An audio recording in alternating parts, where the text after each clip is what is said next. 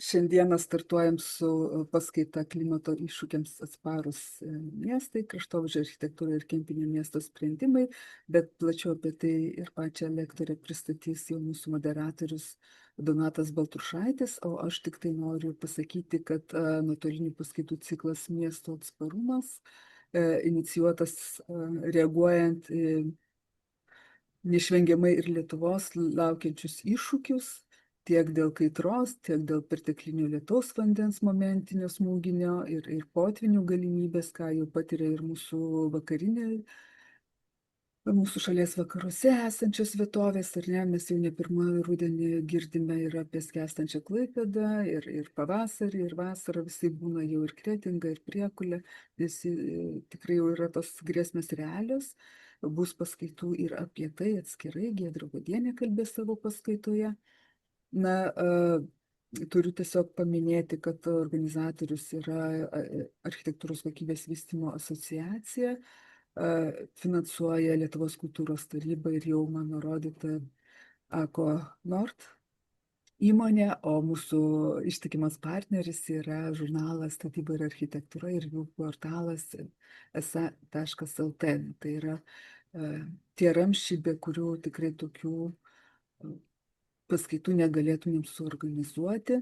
Tai dabar pečiau suteikti mūsų moderatoriai Donatui Baltrušaičiui. Ačiū.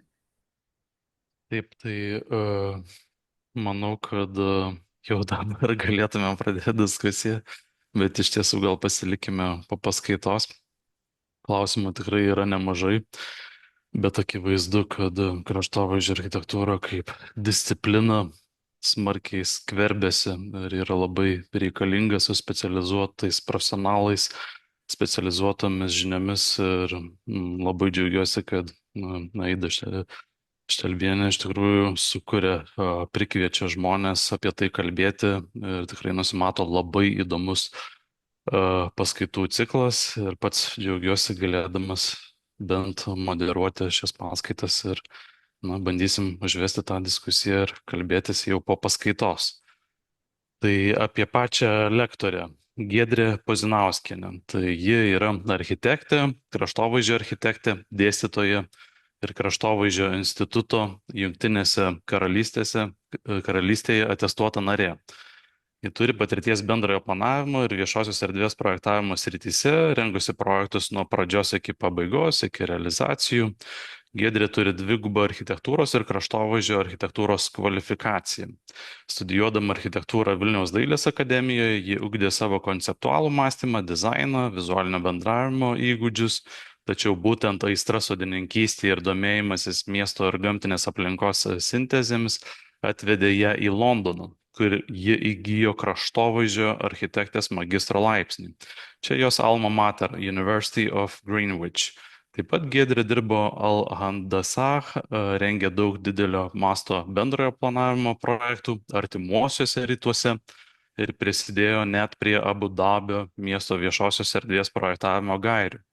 Dirbdama įvairiose kultūrinėse ir klimatinėse aplinkose, Giedrė įgijo tarpdisciplininės patirties ir išugdė strateginio planavimo įgūdžius. Giedrė yra stipri meno, dizaino, kraštovaizdžio architektūros profesionalė. Jos kūrybiškumas buvo įvertintas išskirtinuose dizaino idėjų konkursuose. Giedrė šiandien mums skaitys pranešimą tema klimato iššūkiams atsparūs miestai, kraštovaizdžio architektūra ir kempininio miesto, angliškai Sponge City sprendimai. Lektorė kviečia paskaitoje analizuoti klimato veiksniams atsparių miestų, resilient cities angliškai, koncepciją iš kraštovaizdžio architektūros perspektyvos. Cituoju lektorę. Aptarsime kempininio miesto Sponge City modelį, skirtą efektyviam lietaus vandens valdymui ir miesto atsparumo ekstremaliems orams stiprinimui. Naudodami pavyzdžius iš Lietuvos miestų strateginių dokumentų ir Kopenhagos miesto patirties parodysime, kaip kraštovaizdžio architektūra gali prisidėti prie tvarios ir atsparios miestų plėtros. Paskaitoje taip pat apžvelgsime inovatyvius sprendimus, padedančius kurti gyvybingus ir klimato kaitai atsparius miestus. Taigi, įžanga įvesta, lektorė supažindinta su klausytojais, kviečiam Giedrę tave pristatyti savo pranešimą. Sveiki visi, ačiū Donatai, taip išsamei mane pristatei. Tai aš dabar pasidalinsiu ekranu ir pasitikrinsim, ar viską matom.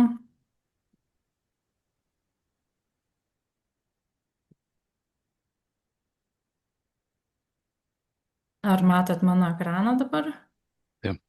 Matom, bet ne per visą. Ar yra įmanoma, Mhm. nes matom ir adresą, Tai taip ir liks turbūt. taip ir liks. Taip ir liks. Mhm. Taip. Ir dar, žiūriu, būtų šiaip labai smagu, kad neišsijungtumėt kamerų, nes vis tik paskaita nėra trumpa, tai būtų labai malonu matyti jūsų veidus, jūsų reakcijas. Tai Giedrė, atsiprašau, šiandien jeigu paspaustum F11, man atrodo, šiek tiek padidėtų ekranas. aš, žinok, Donatai, gal Bandėjai, ne? palieku šitą. Ar Gerai. jų nerodo per visą ekraną? Nu, beveik. Manau, kad Beveik. viskas Nu, tai gerai. gal taip ir paliekam gerai, Gerai, nes Štai gerai. nusikerpa, žinai, labai susmulkėja viskas. Mhm. Nu, manau, kad matysim, jeigu kitaip neišeina. na, aš taip esu pasiruošus, tai nelabai Gerai, norėčiau blaškytis. gerai. Tai gerai. Tai šiandien, ką mes aptarsime, tai kempininio miesto pačią koncepciją, pačią idėją ir jos principus. Taip pat norėsiu pasidalinti Kopenhagos sėkmės istoriją. Tai Kopenhagoje teko lankytis prieš porą metų, bendrauti su savivaldybės atstovais, jie dalinosi savo patirtimi, tai norisi kažkiek ir jums to perduoti. Ir tikiu, kad kolegos irgi, na, keliaujat ir žiūrit, ieškot inovatyvių pavyzdžių, tai tikrai yra tas miestas, iš kurio galima mokytis. Na ir Lietuvoje turime gerų pavyzdžių, teisinga linkme judančių miestų, tai tiesiog prabėgsim irgi pro tuos kelis pavyzdžius ir apibendrinsim, ką galim iš viso to išsinešti ir panaudoti savo kasdieninėje praktikoje. Tai pradedu aš nuo tokio vaizdo, na, mano mėgstamas labai miškas, yra jis Vilniaus mieste, miesto teritorijoje, na, beveik be žmogaus, galima sakyti, įsikišimo, beveik natūralus. Na ir pastebim, kad jį sudaro trys ardai, aukšti medžiai, tas vidurinis sluoksnis ir paklotė. Na ir kuo pasižymė šitas plotas, tai yra būtent savireguliacijos gebėjimais. Tai kai mes kalbam apie klimato kaitą ir ekstremalius reiškinius, tai tokiame miško plote ta, na, sausra, galima sakyti, beveik nejuntama, taip pat nejuntami potviniai. Na ir ta žaluma beveik nereaguoja į tos ekstremumus, kuriuos mes dabar turime Lietuvoje. Ir gamtai tai yra dar tiesiog dar vienas ciklas, dar vieni metai. Ir, na, kaip buveinė, ji pati atsistato ir veikia tas savireguliacijos principas. O jeigu kalbėsim iš žmogaus perspektyvos, iš potyrių perspektyvos, tai, na, tokioje aplinkoje mes jaučiam tą mikroklimatą šiek tiek kitaip negu mieste. Ir ta temperatūra dažniausiai bus švelnesnė ir bendras tas pojūtis netoks aštrus kaip kad mieste. Tai kaip kurti savo patogius miestus? Na, manau, kad gamta duoda mums visus atsakymus pati. Taigi, galvodami apie kempininį miestą, prisiminkime šitą vaizdą. Na, o kad tema yra aktuali, tai jau ir Aida minėjo ir manau, kad yra visiems žinoma, kokia ši vasara, tai jeigu iki šiol mes tiesiog pabumbėdavom, kad, na, ne tokia, kokia turėtų būti, tai ši vasara tikrai buvo ekstremali. Ir, na, tie reiškiniai lietaus mums tikrai parodo, kad toliau tikriausiai laukia dar ekstremalesnės tos situacijos. Na ir tai, kas atrodė galbūt toli ar ne, kaitra, gaisrai, potviniai kažkur vakarų Europai, tai šiai dienai yra jau pas mus. Na ir pasižiūrint, jeigu į duomenis, tai ką mums sako faktai, tai čia imam būtent šių metų Liepą, nes bendro dar metų rezultato apibendrinti negalim, yra per anksti. Tai yra tokia standartinė klimato norma, kuri anksčiau buvo matuojama kaip vidurkis kas 30 metų išvedama, koks tas tipinis lietuviškas klimatas turėtų būti. Su klimato kaita tas laikotarpis buvo sumažintas kaip standartas, dabar kas 10 metų yra perskaičiuojama, kokia tai yra klimato norma. Na ir iškalbingi 3 faktai, kurie parodo, susumuoja šią vasarą, tai būtent Liepos mėnesį iškrito 68% daugiau kritulių negu skaičiuojant nuo 91 metų. Na ir šis skaičius sumuša rekordus kitus, kurie buvo ir 7 metais, ir 977. Na ir kai kuriuose šalies vietose netgi tai buvo drėgniausias mėnuo nuo 61 metų. Tai galim įsivaizduoti, kaip tai ekstremalu. Na ir kokia prognozė ateičiai, tai manau, kad čia jau klimatologai gali šitą padetalizuoti, bei jau esam tikrai girdėję apie kylančias temperatūras, bet su tuo ateina ir kiti reiškiniai, tokie kaip karščio bangos, tropinės naktys, gaisrų rizika. Na ir aišku, padidėjęs kritulių kiekis, ir kas yra mums svarbu gyvenantiems, planuojantiems miestus, tai kad tas kritulių kiekis jis iškrenta labai staigiai, jis gali, pavyzdžiui, mėnesio normą iškristi per dieną. Tai būtent su tokiais faktais mintyse mums ir reikėtų planuoti savo miestus. Tai apibendrinant problemą pačią, tai yra ta klimato kaitos ir ekstremalių reiškinių, kurią jau aptarėm, ir mes turim labai mažai kontrolės.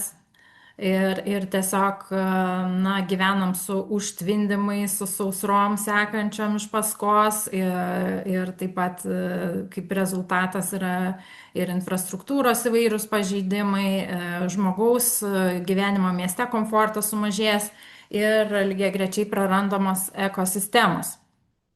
Tačiau yra ir kita medalio pusė, tai kaip mes planuojam savo miestus šiai dienai. Tai toli ieškoti nereikia, šis vaizdas, manau, gana tipinis, kiekvienam mieste tokį panašų galim rasti. Ir ką sako mūsų baziniai pojūčiai apie tokį vaizdą, tai manau, kad yra jis nuvilintis. Tai tiek vaizdo prasme paties, tiek temperatūros, yra tas karštis akumuliuojamas ant asfalto didelių plotų, ir natūralus lietaus vandens ciklas yra sutrikdytas, tai vanduo nebesisunkia į gruntą, o nubėga į kanalizaciją. Tai tiesiog surenkam ir nuvedam į nuotekų tinklus, tai paprastai sakant, atsikratom kaip nereikalingų turinių. Na ir aišku, galima sakyti, tai čiagi automobilių stovėjimo aikštelė, ar ko mes dar daugiau galėtume iš to tikėtis, bet aš manau, kad vis tik tai taip atrodo praeities miestas, o ateities miestas savo negali leisti tokio monofunkcinio erdvės švaistimo.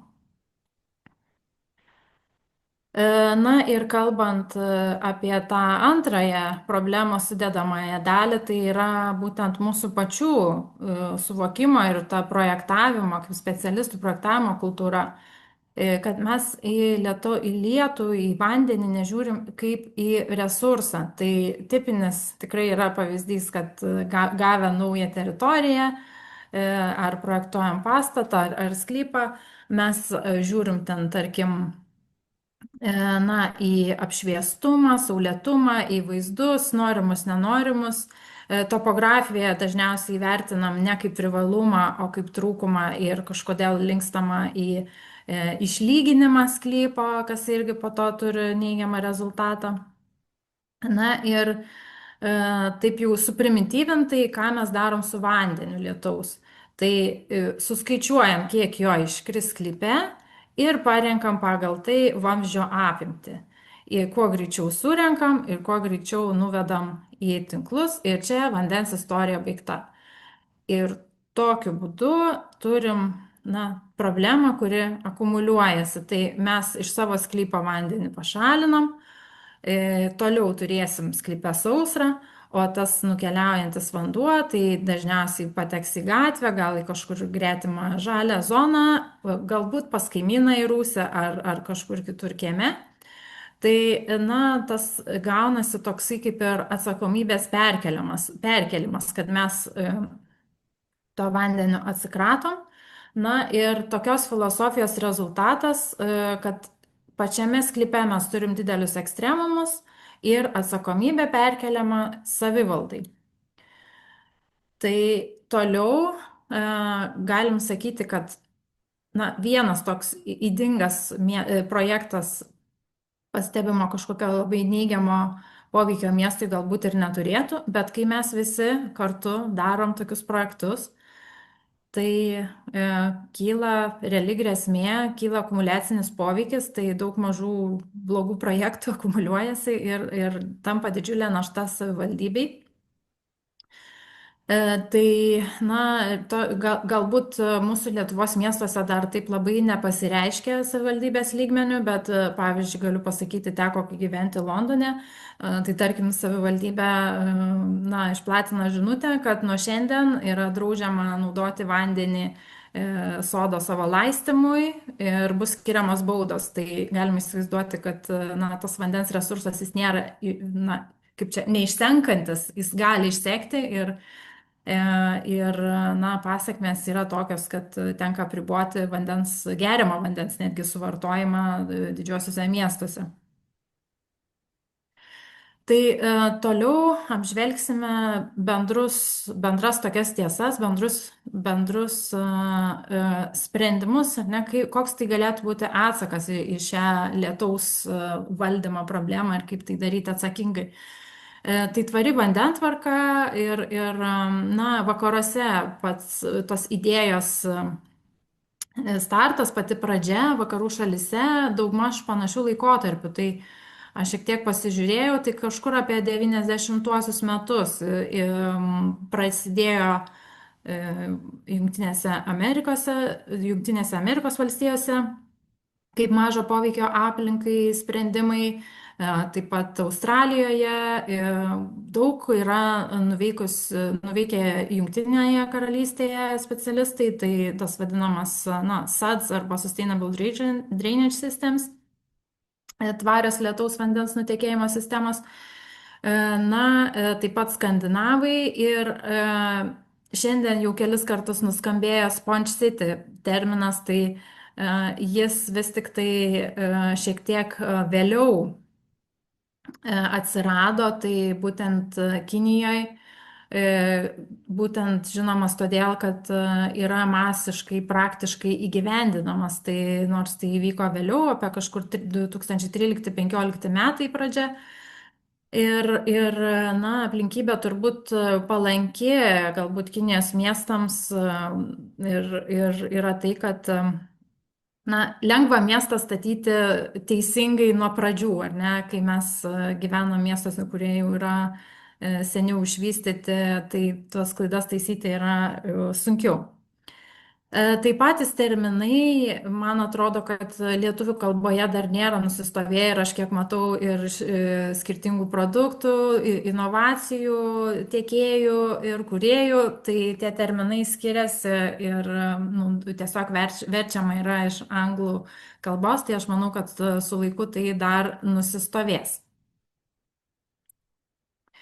Tai kalbant apie tą tvarę vandentvarką, tai baziniai tokie principai, universalios tiesos, kur jas rasite bet kokioj literatūrai, tai tokie kaip 4 pamatiniai tikslai.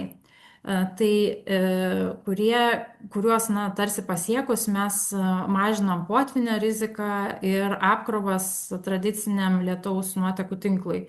Tai kalbant apie kiekį, na, mes negalim kontroliuoti, kiek lietaus vandens iškrenta iš dangaus, bet galime valdyti to vandens tėkmę ir na, paskirstyti tą tėkmę laike ir sunaudoti arba lėtai išleisti jau į natūralias teritorijas. Tai tą matome ir pačioj iliustracijoje, na, urbanizuotoj aplinkoje įvyksta toks smūgis, lietus iškrenta ir jis beveik už kelių minučių pasiekia mūsų nuotekų tinklus ir juos apkrauna iki viršutinės ribos.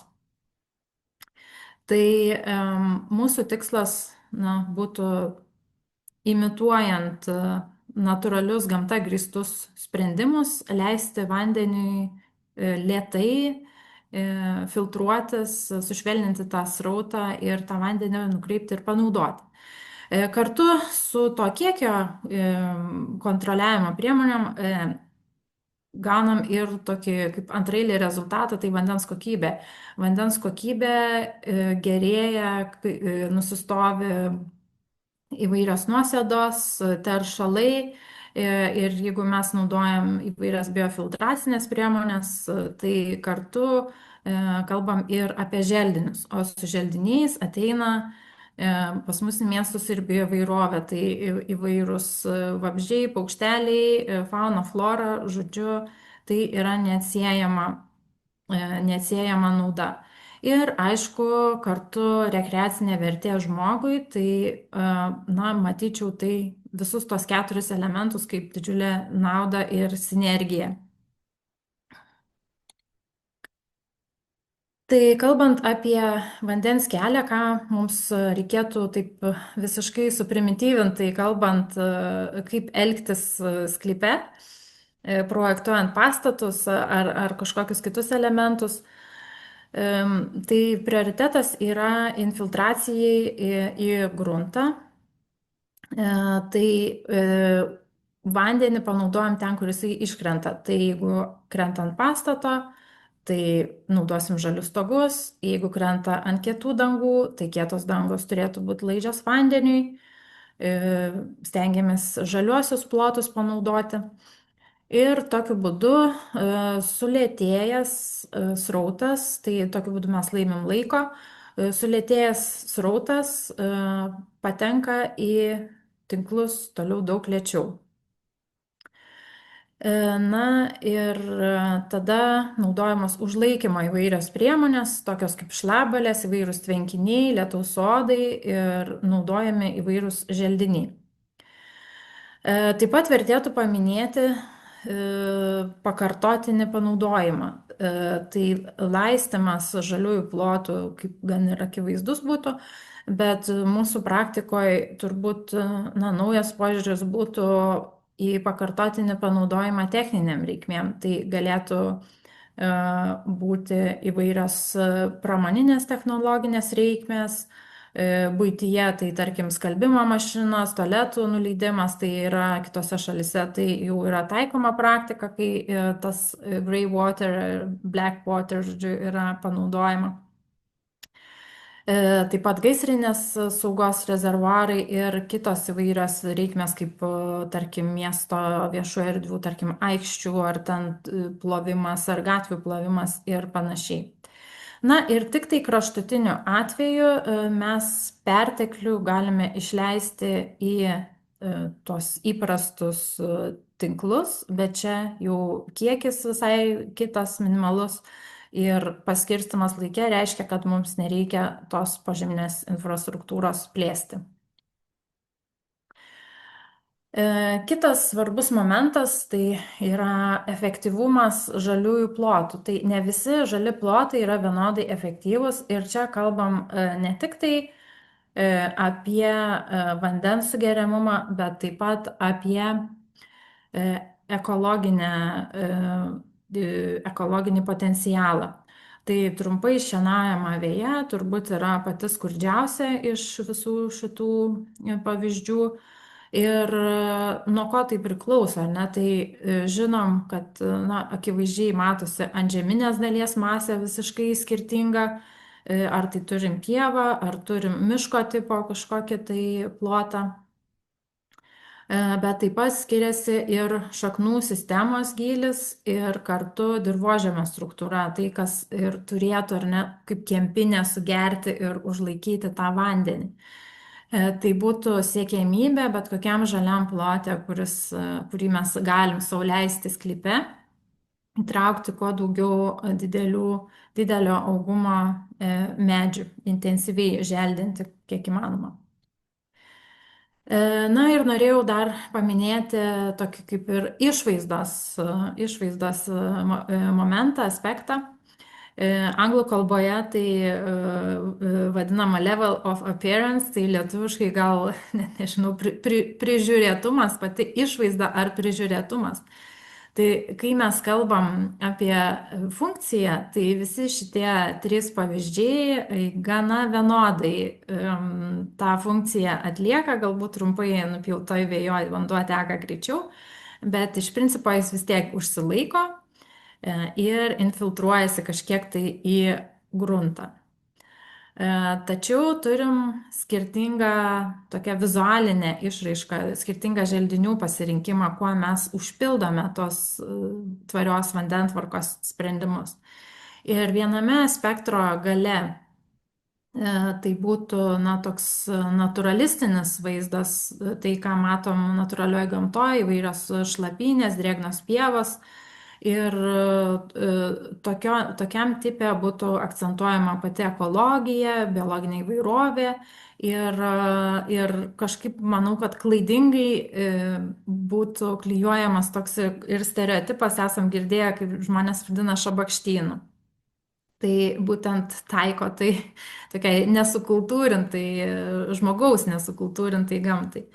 Na ir kitam spektro gale, tai toks prižiūrėtas labiau vaizdas, sukultūrintas kraštovaizdis, kur matytume aiškiai suformuotas, tarkim, tvenkinius, aiškios ribos, preciziškai apsodintos lysvės.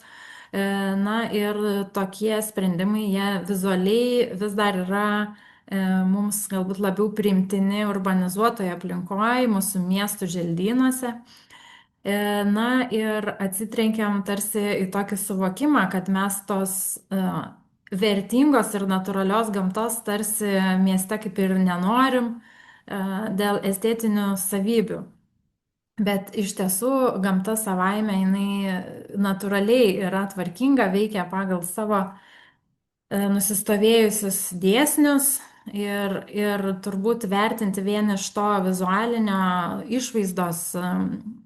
išvaizdos perspektyvos būtų tvarkinga, netvarkinga, būtų gan nekorektiška. Tai aš manau, kad mūsų tikslas toks bendras turėtų būti į mūsų miestus įsileisti kuo daugiau tokios netvarkingos gamtos.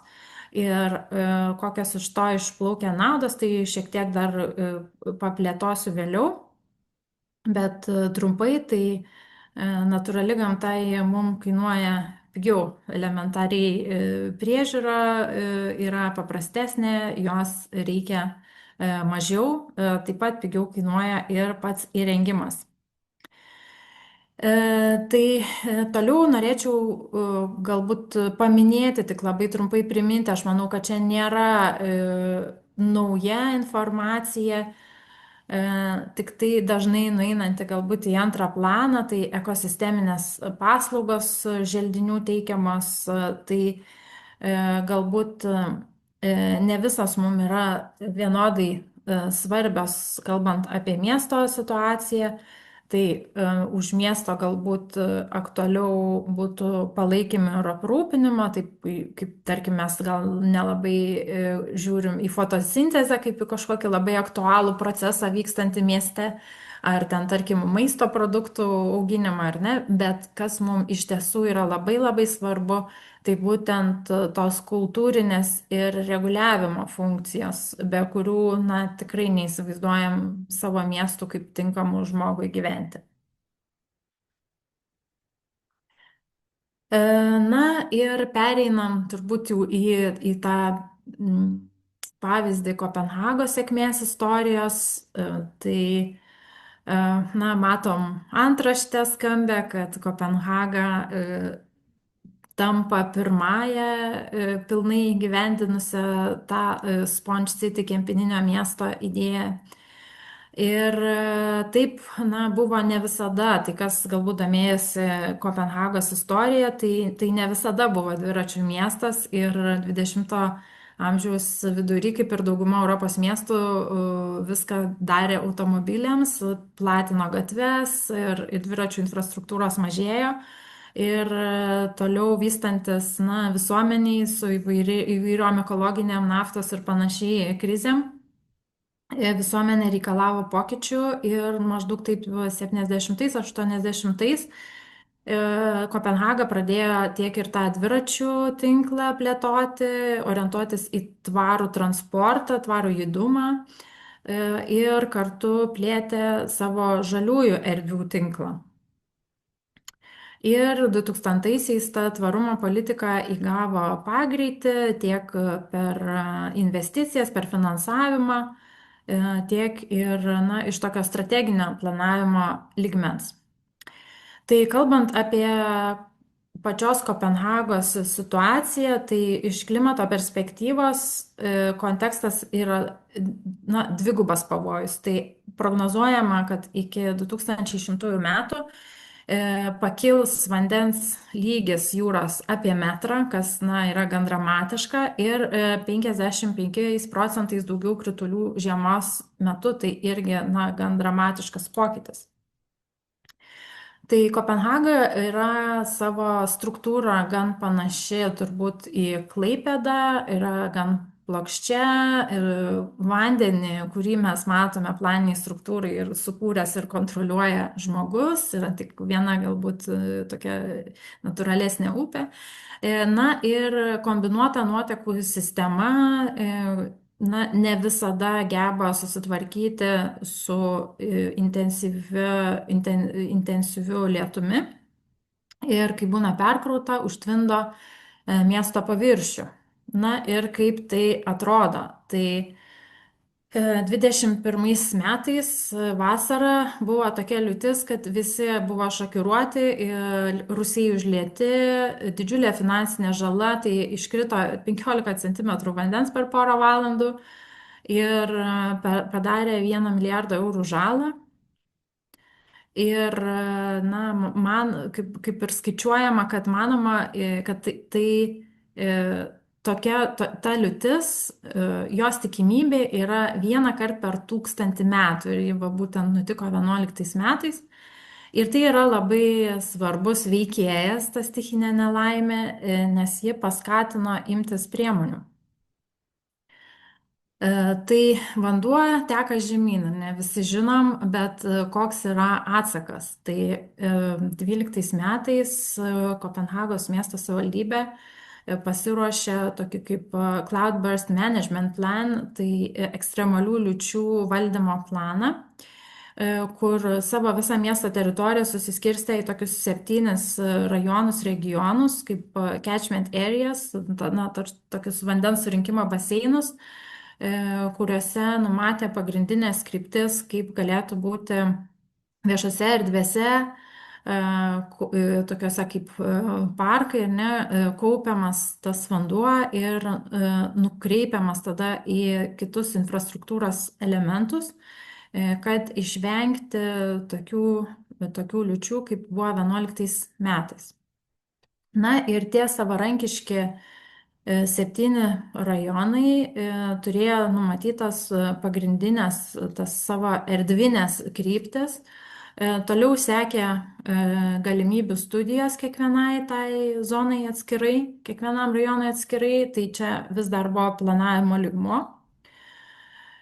Na ir toliau sekė įgyvendinimas. Tai planas yra įgyvendinti visus 300 projektų per 20 metų, tai dabar Kopenhaga jau yra pusiaukelėje, galite įsivaizduoti, kad tas, na, laikotarpis 20 metų baigsis 35-aisiais, tai dabar yra pusiaukelėje. Ir tie projektai vykdomi po kvartalą, suskirstyta į zonas. tam, kad būtų koordinuoti ir dėrėtų su kitais miesto projektais.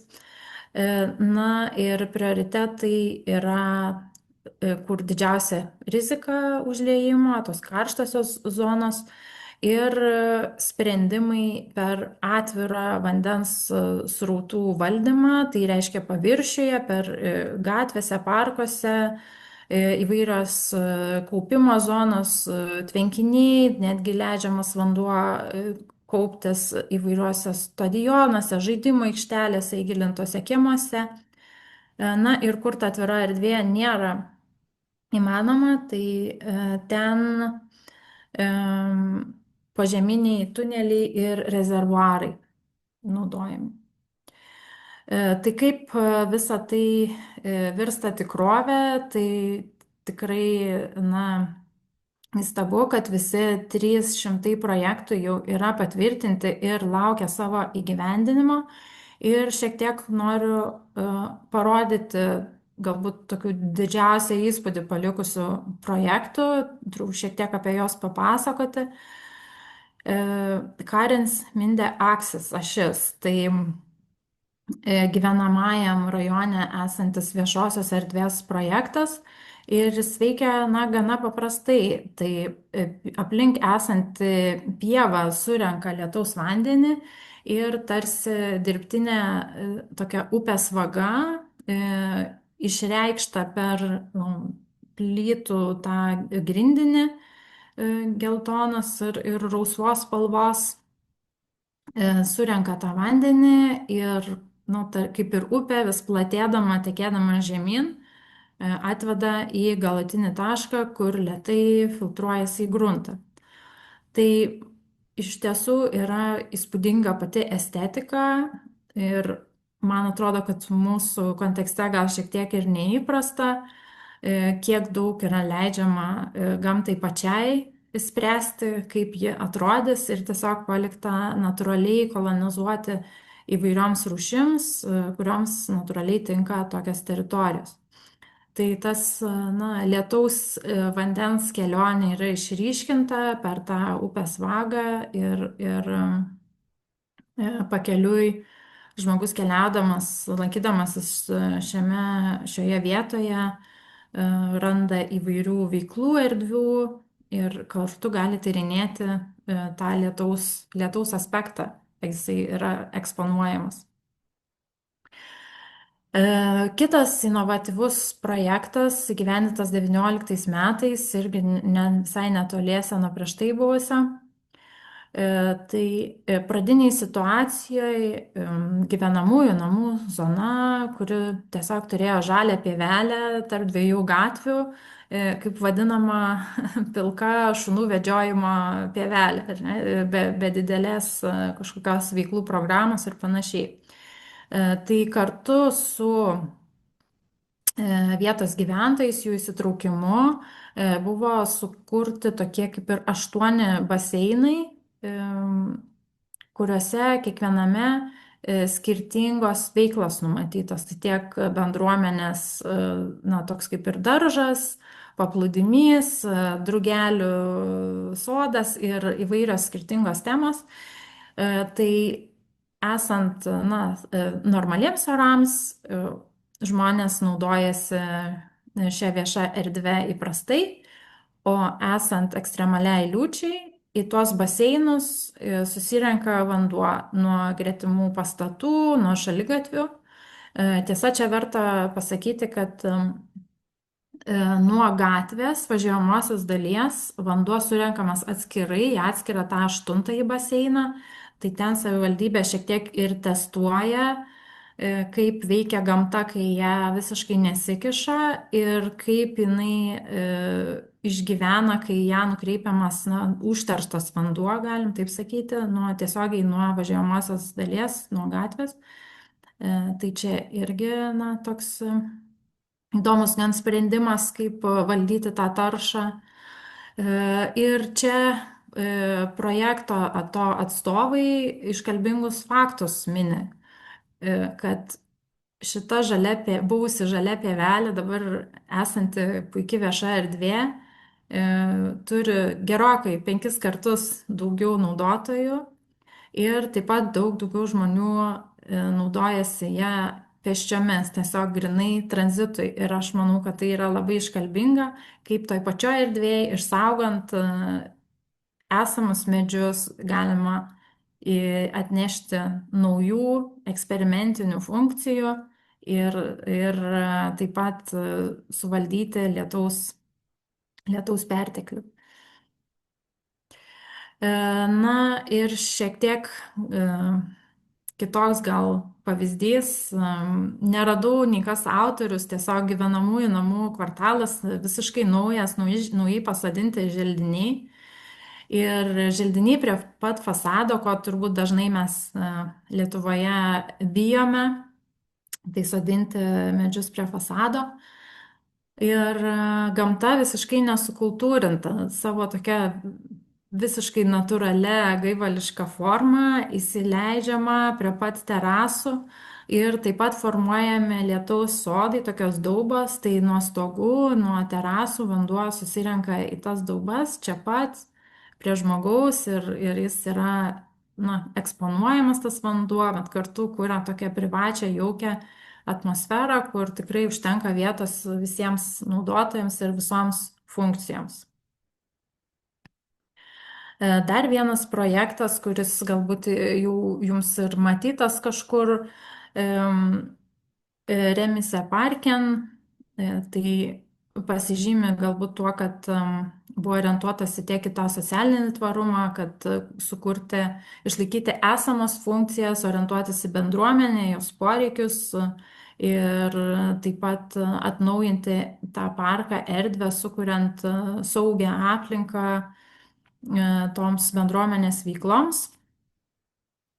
Tai kas yra smagu, kad čia yra įtraukta ir ta tvari vandentvarka, tvarios vandentvarkos sprendimas, tokia dauba, sukurta vadinama kaip alksnių giraitė, kurioje pasadinta 20 skirtingų alksnių rūšių.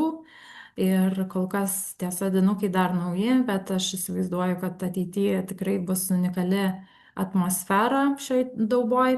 Na ir vanduo nukreipiamas iš aplinkinių kietų paviršių, nuo namų stogų į šią daubą, kur gali vaikščioti, tyrinėti ir pabūti. Ir manau, kad tikrai unikali estetika pasižymi šis projektas, unikali estetika. Na ir dar vienas jau toks gan ikoninis pavyzdys. 19 metais buvo įgyvendintas kaip gatvės projektas, tai pilotinis šitoj savivaldybei Kopenhagos. Ir matom, akivaizdų tokį dramatišką pokytį. Tai 2/3 asfalto panaikinti, tiesiog paversti žaliais plotais, atliekančiais naujas funkcijas. Ir čia turbūt tas klausimas aktualus mūsų, ypač Vilniuje, gatvių siaurinimas slinksniuojamas. Tai matom puikų pavyzdį, kaip tas siaurinimas leido sukurti visiškai naują kokybę erdvinę. Ir kaip veikia šitas projektas, tai jo yra pagrindinė idėja, kad leisti žmogui matyti tą vandens tėkmę. Tai visur, kur yra pėsčiųjų takai, dviračių takai, tas vanduo yra eksponuojamas ir lydi žmogaus judėjimą, bet kartu yra atskiriama nuo gatvės važiuojamosios dalies vanduo surenkamas į kitą tokį baseiną, tvenkinį esantį žiede. Tai tokiu būdu vėlgi kontroliuojama ta vandens kokybė. Ir taip pat įdomus faktas, kad žiemai yra uždaromas tas vandens surinkimas į žaliuosius plotus dėl druskos. Tai manau, kad Lietuvoje mums irgi tas labai yra aktualu, kad tie žalieji plotai, jie negali būti žali, jeigu mes juos druskingą vandenį rinksime žiemos metu. Tai būtent tokiu būdu yra išspręsta ši problema. Na ir matom šioje erdvėje visiškai tokį džiunglių vos ne charakterį, želdiniai labai įvairūs, tankus ir yra papildomas kuriamas funkcijas. Tai jeigu prieš tai buvo tiesiog asfalto plotas skirtas automobilių eismui, tai dabar tarsi tokia mikro intervencija su rekreaciniu netgi, sakyčiau, potencialu. Na ir tas matymas, kad gamta, kuri atrodo labiau natūrali, labiau tanki, vešli, jai reikia mažiau priežiūros ir pigesnės priežiūros. Ir kartu tai prideda, na, tokią vertę patiem gyventojam.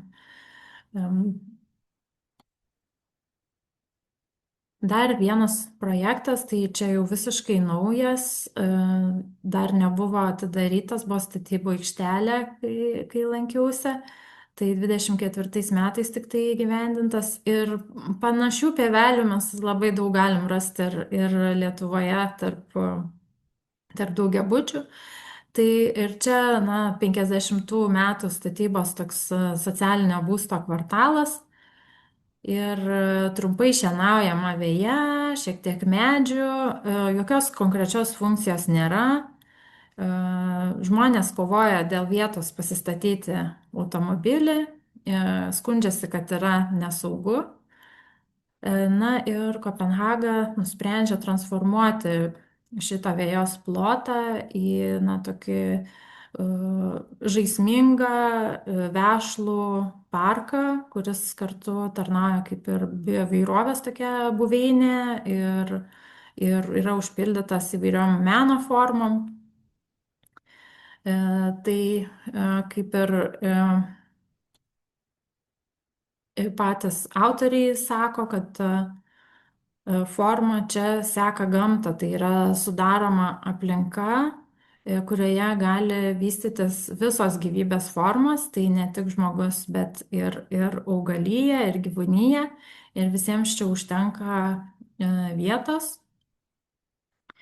Ir kaip tai veikia planiniai struktūrai, tai yra sukurtos tokios apvalios daubos ir jų seka jungiasi į grandinę.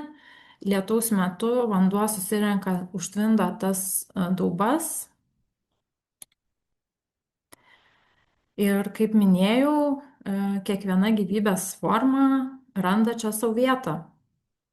Ir tarsi atrodo, kad kolonizuojasi natūraliai, tai matom turbūt augalus, kurie ir mūsų pievose randami, kur mažiau žmogaus intervencijos yra.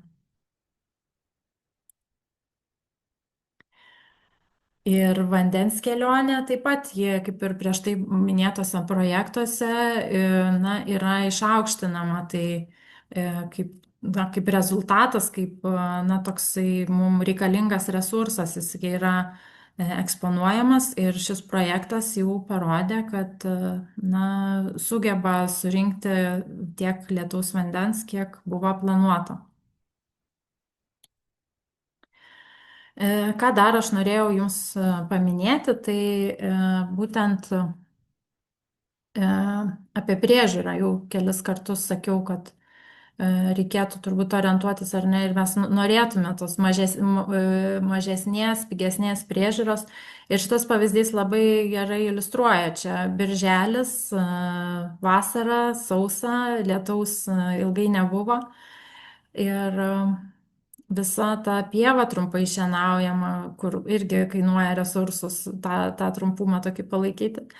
Jinai visa yra išdegus ir šalia matom fragmentą nešienautą ir jisai vis dar žalias, jisai visai kitaip reaguoja į tą karštį ir sausrą. Ir taip pat matom, kaip yra rūpinamasi naujai pasodintais medžiais, tai prie kiekvieno sodinuko yra tie laistymo maišai, kas pas mus bent jau Vilniuje irgi jau yra, nu, praktikuojama. Ir kiek teko pasižiūrėti, tai tie laistymo maišai beveik visi buvo pilni. Tai reiškia, kad, na, intensyviai yra lankoma ir prižiūrima papildomi tie maišai. Taigi apibendrinant, Ta sėkmė Kopenhagos miesto, na, niekas neįvyko per vieną dieną, tai matom didžiulį darbą nuo pat 11 metų, tai turbūt 4 metus truko vien tik tai pasirengti tą strateginį lygmenį, pasitvirtinti patį planą, rasti resursus. Taip pat buvo toliau įgyvendinami pilotiniai projektai, tai, na, į tokį masinį įgyvendinimą nešokama tiesiai. Ir va, jau 20 metais planas tas peržiūrimas, mokomasi iš savo klaidų ir bendravimo, taip pat traukiama bendruomenė, visuomenė į visą šitą procesą, kad būtų jos palaikymas. Tai, kaip minėjau, Kopenhaga dabar yra jau pusiaukeliai įgyvendinime. Ir kokios yra, na, pamokos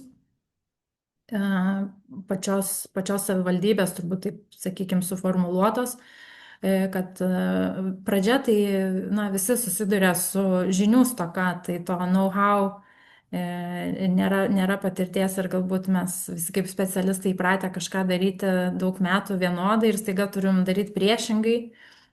Ir tas komandos balansas, jisai šiek tiek kitaip persiskirsto, tai mažiau turbūt tos atsakomybės tenka inžinerijai, tai požeminiai daliai ir daugiau pačiai kraštovaizdžio architektūrai. Ir taip pat įvairiems finansavimo šaltiniams, modeliams. Na ir ką minėjo patys savivaldybės atstovai, kad na, pagrindinis žaidėjas, pagrindinis faktorius visos tos sėkmės, tai būtent ta stichinė nelaimė, tas potvynis 11 metais įvykęs. Ir kaip sako, kad na, jeigu jis nebūtų įvykęs, tai tikriausiai mes nieko nebūtume ir darę ir padarę. Tai iš tiesų toks, na, iškalbingas faktas apie poreikius. Na ir taip pat prie tokios daugiadisciplinės komandos kalba ėjo, ar ne, apie vandens ir tą žalėją infrastruktūrą, apie sinergiją tarp dviejų šitų sluoksnių ir kad tai yra galbūt toks labiausiai vizuali išraiška ir padeda tiems pasiekti tuos išsikeltus atsparumo klimato kaitai tikslus ne tik per vandenį, vandens valdymą, bet ir karštį ir kitus faktorius. Taip pat finansavimas, tai jeigu čia šiandien yra iš savivaldybių prisijungusių žmonių, tai šitie visi projektai buvo finansuoti tiek iš savivaldybės lėšų, tiek iš valstybės biudžeto, bet taip pat ir iš įmonės atsakingos už vandentvarką. Tai būtent toks sutelktinis modelis leido įgyvendinti šios projektus.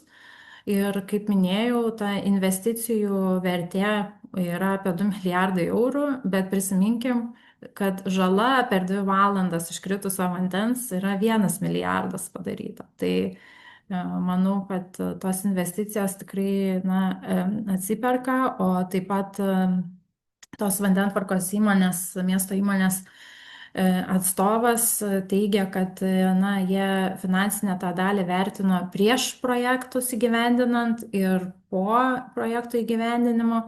Tai imant visą tą life cycle, visą projekto gyvenimo trukmės tą laikotarpį, tie žalieji mėlynieji projektai, jie kainuoja net ir imant su priežiūros kaštais, jie kainuoja pigiau negu ta pilkoji infrastruktūra, požeminė inžinerinė infrastruktūra.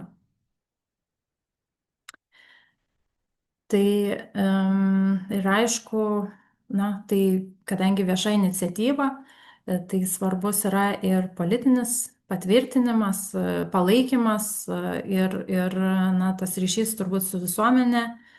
Tai tam reikia gražaus vaizdo.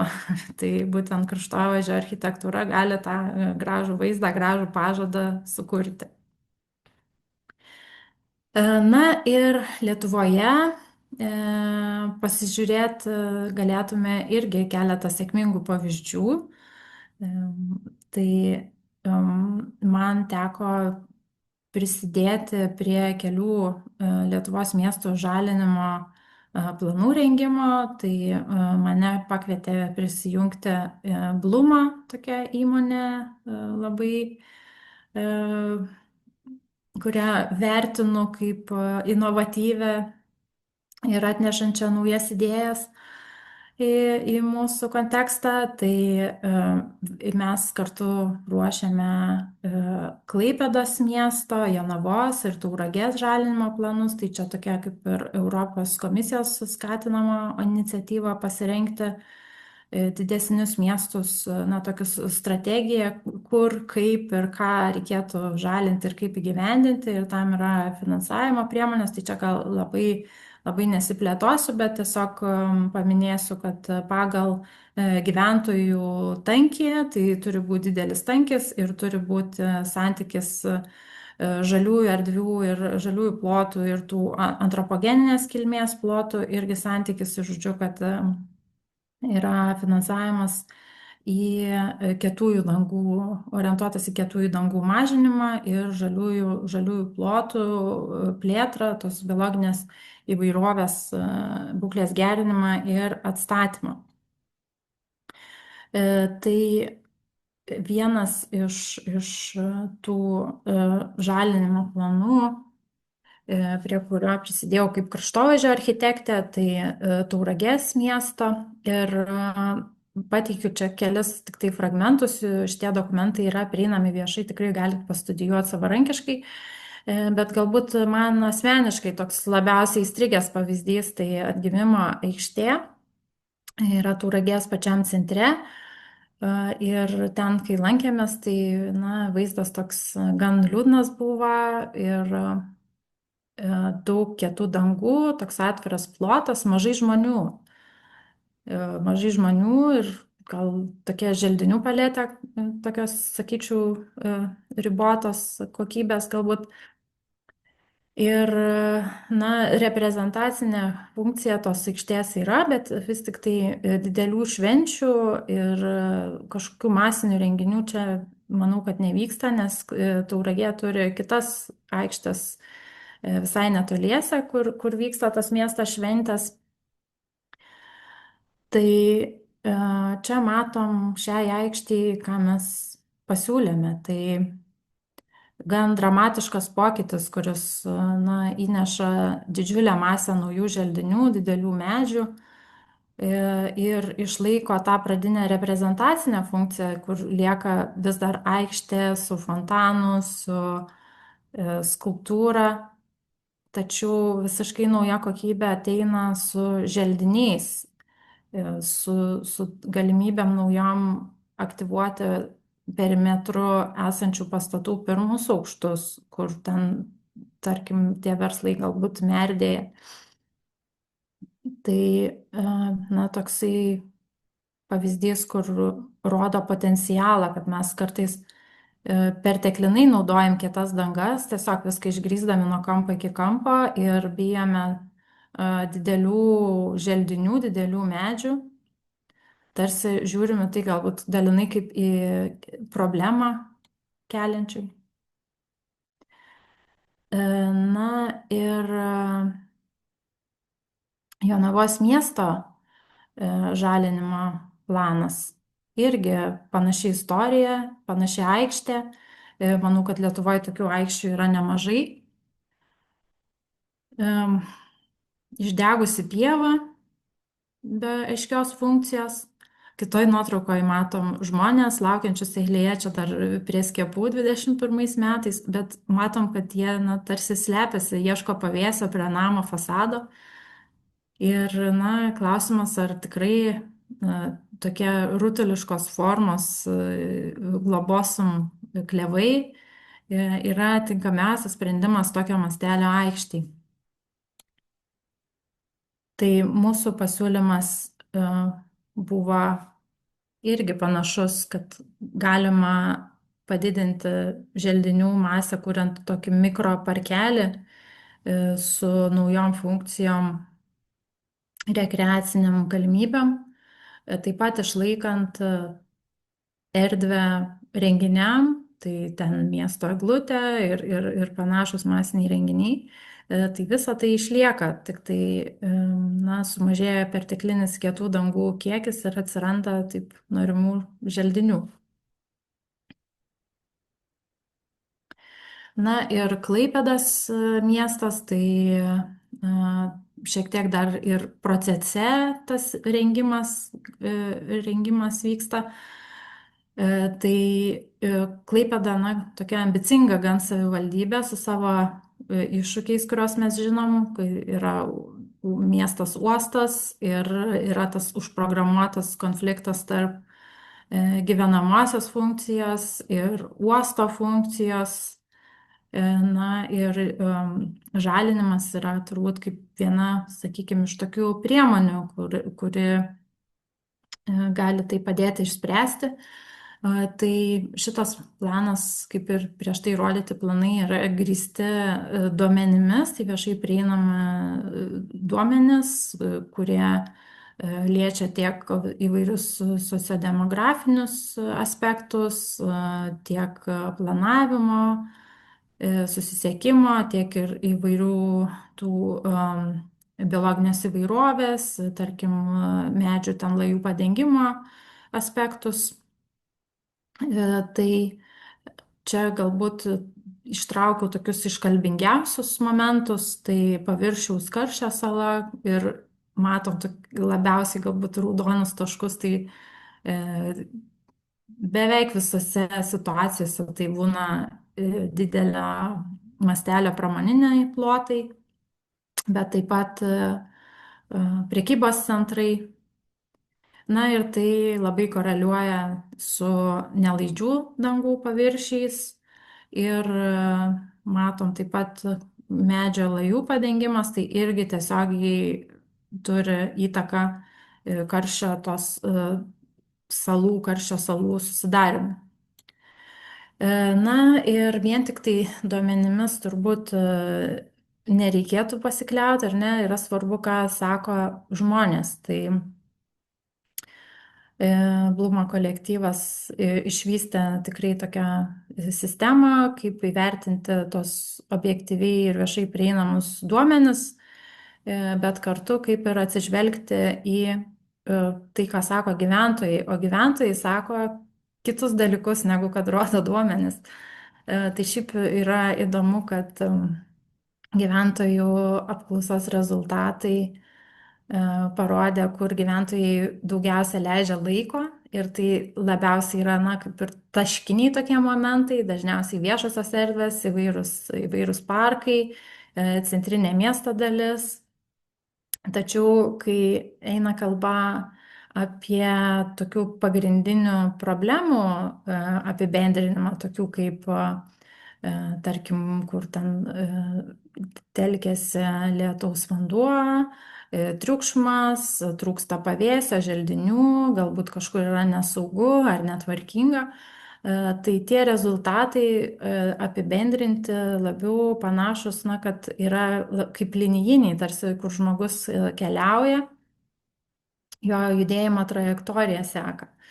Tai visus šitos informacinius tokius sluoksnius apibendrinus ir sudėjus buvo pasiūlytas žalios Klaipėdos toks erdvinis planas, strategija, kuri ir turėtų atliepti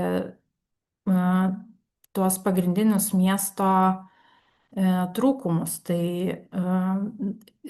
vienas momentas tai yra nukreiptas į uosto ir pramonės teritorijas ir tą transporto poveikio mažinimą, dalis į miesto vandens tą sugeriamumą, į miesto kempinės pajėgumų didinimą ir taip pat į įvairius kaimynysčių iniciatyvas, skatinant adresuoti įvairius socioekonominius iššūkius. Ir turime vieną pavyzdį, vieną fragmentą, kaip atrodo prieš ir po pasiūlymai. Tai Audros gatvėje, Melnragėje. Na, šaligatviai siauri, žmonių srautai dideli, pavėsio kaip ir, na, medžių lyg ir yra, bet pavėsio kaip ir nėra. Tai tam komfortui padidinti siūlomas toks intensyvus alėjos tipo želdinimas, kuris kartu ir sudarytų tokias poilsio galimybės, poilsio stoteles. Tai tokiu būdu na, buvo detalizuotos ne viena, keletas lokacijų ir tikimės, kad na, miestai gebės įgyvendinti tą žalinimo ambiciją. Na ir dar matau, turim laiko šiek tiek, tai Vilniuje, kas vyksta Vilniuje? Tai gal ir teko matyti, dabar čia naujienose, Lazdynų baseino stogas, tai Talinas, Ryga ir Vilnius rinko gražiausius viešuosius želdynus, tai Lazdynų baseino stogas žalėsis, na, buvo kaip vienas iš favoritų. Tai jisai yra ekstensyvus, tai reiškia neprieinamas žmogaus poilsiui, nu, taip pasakyti, tiesiogiai nenaudojamas, tačiau puikiai papildo pastato tą estetiką ir yra na, namai didžiuliai biologiniai įvairoviai. Tai čia, sakykime, ta žalių stogų tema yra turbūt verta atskiros paskaitos. Tai nuo žemiausio to ekologinio efektyvumo Šilokų sodo iki tų vadinamų brown roof, rudo stogo galimybių, kur augalai kolonizuoja stogą patys. Tai na, toks sprendimas, jisai sugeria iškritusi lietaus vandenį ir lietai jį paleidžia žemyn. Ir tikrai yra skatintinas įtraukti ant plokščių stogų. Čia dėl pačios kainos irgi teko skaityti, kad sumažina stogo, sakykime, investicijas reikalingas sukurti tiesiog stogui paprastam be tokio želdinimo, bet čia irgi turbūt reikėtų diskutuoti plačiau apie tai. Na ir kitas pavyzdys, tai Vingrių šaltinių skveras, matom antraštę, kur žmogus yra, na, pasipiktinęs, ar ne, miestietis piktinasi, nes pamatė balą. Ir mums trūksta to žinių, ar ne, to švietimo ekologinio ir, na, supratimo, kaip veikia tas lietaus sodas ir ko tikėtis lietui palijus ir kad tai atrodys galbūt kaip bala. Ir čia galbūt, na, Vilniaus mieste, man atrodo, iš viešų erdvių tai tikrai tokia viena pirmųjų iniciatyvų įgyvendinta ir pats projektas, jisai 23 metais buvo apdovanotas kaip, na, geriausia viešoji erdvė nacionalinėse architektūros apdovanojimuose. Ir štai, na, matom tokį, kaip sakyt, pasipiktinimą tą išraišką. Tai aš manau, kad čia dar tikrai yra, na, potencialo tam tokiam auginimui ir kultūriniui pokyčiui tiek iš miestiečio to vartotojo perspektyvos, bet taip pat ir reikalingas turbūt mūsų kaip profesinės bendruomenės įdirbis, kaip valdyti patį tą efektyvumą, sugeriamumą ir pačią estetiką. Na ir dar keletas pavyzdžių. Vilniuje irgi gan naujas prekybos centras, tai turbūt keliu klausimą, ar tai yra pakankamai gerai. Tai ažūrinės tos trinkelės, jos dalinai praleidžia vandenį, dalinai sugeriamas, bet matom proporciją laidžių ir nelaidžių dangų. Bet kai pasižiūrim akyliau, matom, kad tos ažūrinės dangos angos yra užpildytos plastikinės žolės gabalėliais. Tai reikia suprasti, kad kažkas karpė tos gabalėlius ir po vieną dėliojo į, į tos tarpus ir užpildė visą stovėjimo aikštelę. Tai man tas pavyzdys kažkaip labai iškalbingas yra, sako, kad na, mes labai norim tos žalumos, mums jos taip reikia, bet bijom su tuo asocijuojamos priežiūros tikriausiai. Nu, aš kito paaiškinimo nerandu, kodėl taip, kodėl matom tokį rezultatą. Na ir dar viena tokia kaip mikro tema, mikro idėja, kurią šiaip na, labai skatinu rimtai atsižvelgti. Tai mikro miško idėja ir na, yra turbūt girdėta jums gal jau, kad jinai vadinasi Miyawaki Forest, tai na, tokio tarsi iš Japonijos ateinanti idėja, bet ją daug kur galima rasti.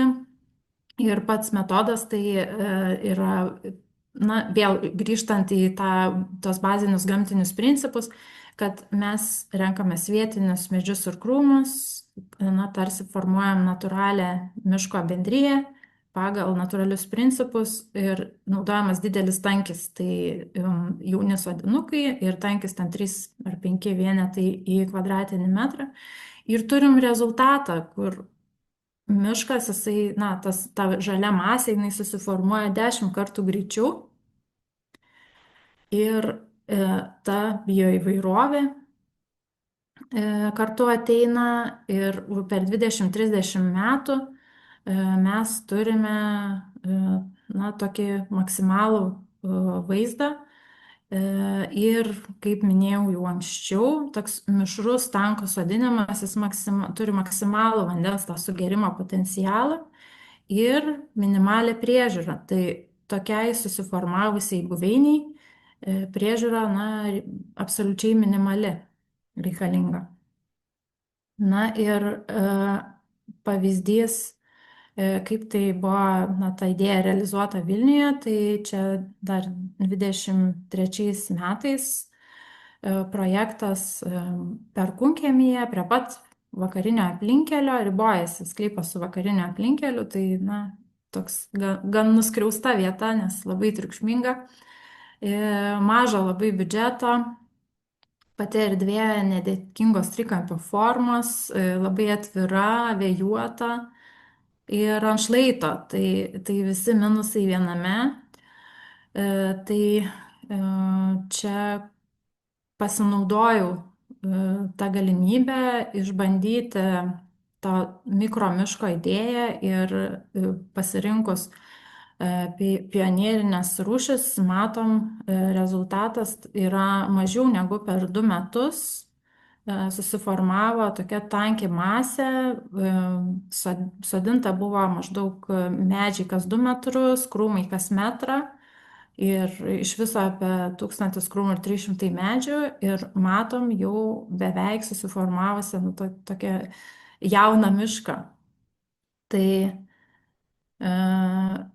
tas pokytis, aš manau, kad jisai yra tikrai dramatiškas per tokį trumpą laiką.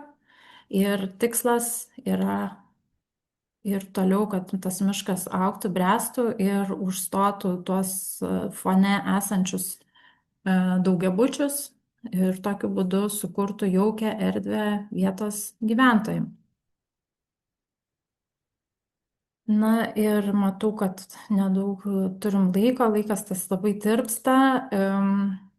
Norėjau apie medžių brandą dar paminėti, tai čia turbūt siejasi ir su tuo mikro miškelio idėja. Mes, jeigu įsivaizduotume, kur būsim už 30-40 metų, tai palyginus tą su medžio amžium, tai medis dar būtų labai jaunas, ne? Tai jeigu medžiui yra 10-15 metų, tai iš vis praktiškai mieste jisai beveik neatlieka jokios dar funkcijos. Jam yra reikalinga 30-40 metų, kad jisai teiktų mums įprastas tas ekosisteminės paslaugas, pavėsį ir ekologinės naudas. Tai aš noriu parodyti projektą, prie kurio teko man dirbti dar gyvenant Londone. Tai Elephant Park, Dramblio parkas, didžiulis tokios neobrutalistinės architektūros kompleksas socialinių būstų, kuris buvo nugriautas. Ir pastatyti nauji mišrios paskirties pastatai. Bet kas yra šiaip labai svarbu, kad vystytojas investavo ir pasirinko eiti tuo keliu, kad išsaugoti esamus medžius. Tai projektas truko turbūt nuo 11 gal metų, tai dabar jau gal galim sakyti, vos ne 15 metų, 10-15 metų. Gal pirmieji gyventojai įsikraustė po 10 metų. Ir, turim centre parką, kuriame visi medžiai yra brandus. Ir tai yra unikali savybė šitos konversijos, šitos teritorijos ir tikrai atsidūrė ir žurnaluose, ir įvairiai apdovanojama būtent už tą investiciją į brandžių medžių išsaugojimą. Ir kartu šita erdvė yra papildyta lietaus sodų. Tai čia matom būtent lietaus sodą, kai sausa, galbūt einant pro šalį ir nelabai pastebėsim. Erdvė apželdinta, gan įprastai, bet nuo aplinkinių dangų kietų susirenka į šitą lietaus sodą. Ir kaip jisai veikia, tai tiesiog virš žemės yra nedidelė įduba, o pagrindinis vandens tas kaupimo potencialas eina gilyn, kaip skaldos sluoksnis. Tai čia gal sakykime, kad tas tūris jisai gali skirtis priklausomai nuo poreikių, bet toks kaip bendra taisyklė, bendram įsivaizdavimui, tai lietaus sodas surenka maždaug nuo savo plotų turi būti 1/3 kietų dangų ploto. Tai toks balansas būtų visiškai, galima sakyti, tvarus lietaus surinkimo prasme. Tai tiek aš norėjau parodyti jum pavyzdžių ir apibendrinant tai, ką šiandien pasakiau, tai minėjau apie tos žaliosios gamtos stabilizavimo funkciją, tai jau mums yra labai reikalinga iš grinai tokios žmogiškos egoistinės perspektyvos. Tai teikia malonesnį mikroklimatą, mažiau karščio, daugiau pavėsio ir silpnesni liūčių padariniai. Tai būtent tokios tiesioginės naudos žmogui. Taip pat noriu dar sykį užakcentuoti, kad želdiniai tai nelygu yra aukšta priežiūra, dideli priežiūros kaštai. Tai sodindami dideliu tankiu rūšis, kurios formuoja tokią natūralią ekosistemą, mes leidžiam ilgainiui iš vis praktiškai išvengti priežiūros reikalingos. Tačiau visam tam reikalingas kultūrinis pokytis, tai tas šabakštyno terminas, ar ne, kuris vis nuskamba tarp žmonių, tai tikrai norėčiau, kad būtų galima į miestą įsileisti tą šabakštyną ir būtent tokia gamta jinai yra mums naudingiausia ir kainuoja mažiausiai resursų.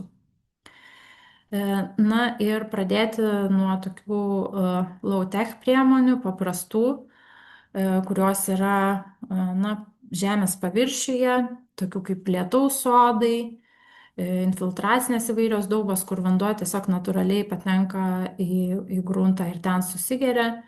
Taip pat vandenį laidžios dangos ir panašiai. Tai, ką matėme šiandien mūsų šios paskaitos rėmėjo video tam reportaže trumpam, tai irgi yra tinkamos priemonės tačiau jos galbūt dėl savo kainos ir sudėtingumo labiau tinkamos intensyviausiai urbanizuotose plotuose, kur miesto centruose, kur mes galbūt negalim sau leisti turėti žaliųjų, atvirų erdvių, kuriuose vanduo natūraliai susigertų ir turime tą vandenį kaupti rezervuaruose po žeme. Na ir aišku, skatintina yra savivaldos ir privačių iniciatyvų bendradarbiavimas. Turbūt neverta tikėtis, kad vieni arba kiti tik tai kažką turėtų daryti ir sėkmingai tą pokytį generuoti, tai tas bendradarbiavimas yra būtinas. Na ir iš to, ką šiandien išgirdote, tokie kaip baziniai principai šiandienai, tai ką aš naudoju savo praktikoje ir skatinu visus daryti, tai atsisakyti kietų dangų ten, kur nėra funkciškai būtina. Tai negali būti tiesiog, kad nežinau, ką čia veiksiu, tai užpildysiu kietą dangą. Tai nėra teisingas sprendimas. Taip pat vėja, jinai turėtų būti, kaip angliškai yra tas amenity lawn, tai kaip žmogaus rekreacijai, žmogaus poilsiui skirtas plotas. Tai jeigu plotas nėra skirtas žmogui kažką veikti, tai jis galėtų būti laukinė pieva ar miškas, o ne trumpai ir intensyviai šienaujama veja. Taip pat labai skatinu maksimaliai žaliąją masę kurti. Tai jeigu yra bent kažkokia galimybė pasodinti medį, tai sodinti ne tą globosum klevo, tą burbuliuką mažą, o sodinti didelį tikrą medį, kuris turi didelį augimo potencialą ir kartu atneša tas ekosisteminės paslaugas. Na ir iš to, ką tenka matyti, kur juda visa medžių auginimo industrija, tai vyrauja tokie kaip ir želdinių pasirinkimo kriterijai, principai, racionalumo, ilgaamžiškumo, atsparumo ligoms ir karščiui ir panašiai, ir minimali ta priežiūra, kad būtų. Ir estetikos kriterijus jis jau seniai nuėjęs į antrą planą ir mes neturėtume vadovautis juo pirmoje eilėje. Taip pat minėjau apie brandžius medžius, didelį potencialą jų išsaugojimui ir tankaus sodinimo miškelius. Na ir aišku, prie viso to gali prisidėti ir tvarios vandentvarkos sprendimai, bet tam reikia dar, manau, žinių ir daugiau šiek tiek gal tų diskusijų mūsų bendruomeniai, kad tai materializuotųsi. Tai dėkoju uždėmesį ir primenu, kad gamta turi visus atsakymus ir mums tiesiog reikia tuo vadovautis, nenutolti nuo tų bazinių principų.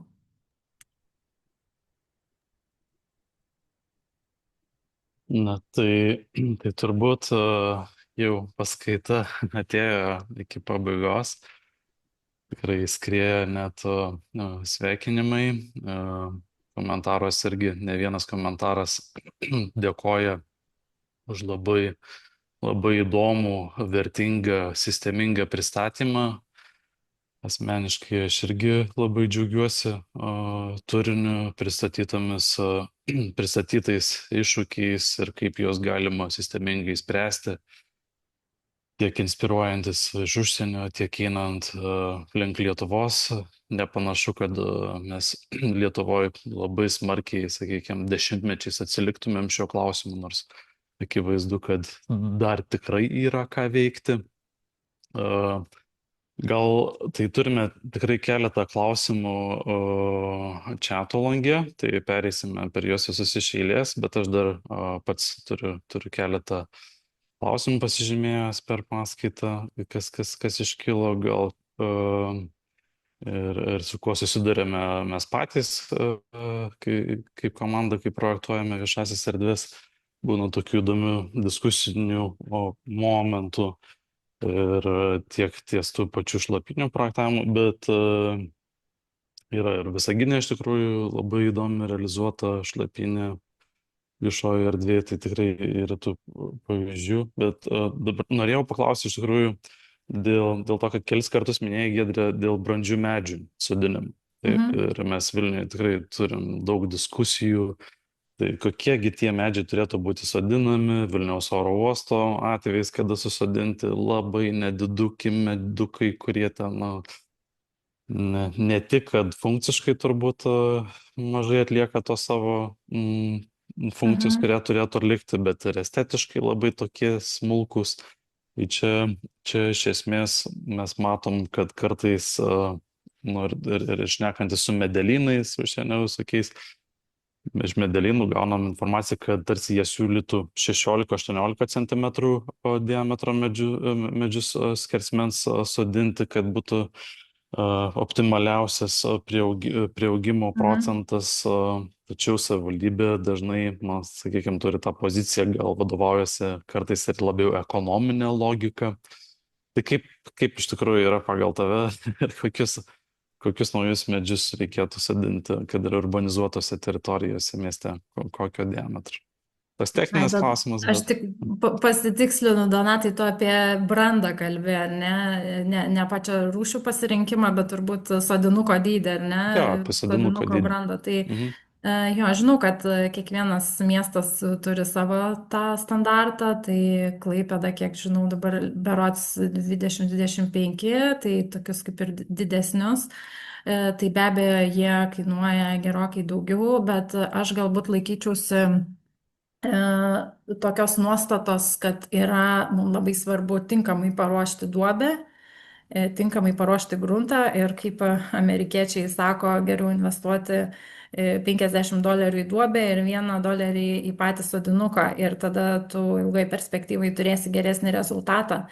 Ir dar turbūt va, tai, ką matau Lietuvoje, yra labai svarbu pati priežiūra. Tai geriau mes sutaupykim tos kelius šimtus eurų sodinuko dydžiui, bet nupirkim laistymo maišą ir pasirūpinkim, kad 3 metus, kol tas sodinukas prigys, būtų reguliariai laistoma. Tai čia yra Mhm. pagrindinė turbūt neprigijimo priežastis. Mhm. Mhm. Tai, Mhm. nu, gal netinkamai paruoštas gruntas ir tiesiog pasodinus tie sodinukai paliekami likimo valiai, nėra tinkamai prižiūrimi. Tai čia gali ir didelį sodinti, ir mažą. Mhm. Rezultate yra, kaip sakyt, na, nekokia perspektyva. O šiaip aš ir kalbėjau apie tą tokio mikro miškelio idėją, tai jis galbūt kuo pasižymi, kad ten kaip tik reikia sodinti jaunus sodinukus, kurie labai greit prigyja, jų praktiškai reikia, nu, laistymas tas yra minimalus, jie labai greit prigyja ir ten kokių 5 metų laikotarpį jie pasiveja tos brangesnius, didesnius sodinukus. Tai Mhm. čia jeigu mes sodinam tankiai ir, na, tokią masę. Bet jeigu eina kalba apie, tarkim, gatvės, želdinimą, alėjos, tai, na, maži sodinukai, žinoma, kad pritraukia įvairius vandalizmo atvejus ir antisocialinės veiklos atvejus. Tai čia irgi, na, turi būti atitinkamo dydžio tas medis, kad jis nuo pirmos dienos netrauktų blogo elgesio. Iš tiesų yra apie ką pagalvoti prieš sodinant medį. Man atrodo, čia ne tik susidurėm su iššūkiais projektavimo, kad kartais nežinoma, kaip suprojektuoti tinkamai, bet kaip ir pati minėjai, labai taikliai matyti priežiūros klausimai, kad sodinimo ypatumai ir taip toliau. Tada dar vienas klausimas iš manęs labai trumpas ir perėsim prie Gerai. kitų klausimų. Tvarumas kraštovaizdžio architektūroje gal labiau su medžiagom, gal teko susidurti tau pačiai su projektais ar iniciatyvomis, kurti dizainą ar viešųjų erdvių kraštovaizdžio pernaudojant esamas medžiagas. Kokia tavo nuomonė apie tai? Nes kaip ir nereglamentuojamas, sunkiai Taip. reglamentuojamas tas pernaudojimas. Mhm. Toj pačioj Danijoje, Kopenhagoje žinau, kad bent 20% naujose viešosiose erdvėse privaloma jau naudoti pernaudotas Mhm. medžiagas, sakykime, kaip čia yra. Aš manau, kad būtų labai etiška ir korektiška jas pernaudot, kiek įmanoma.